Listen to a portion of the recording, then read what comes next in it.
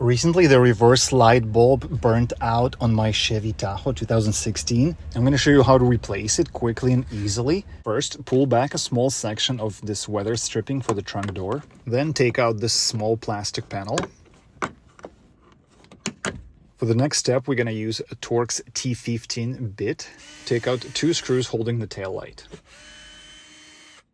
Next, simply pull the tail light straight towards the back to take it out.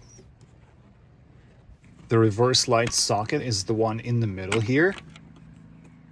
And as you can see, the bulb looks pretty dark and burnt. For the replacements, I'm using a pair of these Sylvania 921s. Now we're just going to insert the new bulb and screw the socket back in.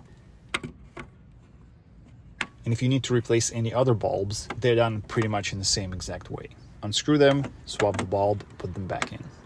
I'm also highly recommending replacing the other bulb at the same time, because as the filament on the old bulb gets thinner, resistance goes up and the chances are it's going to burn out a little bit faster than the new bulb.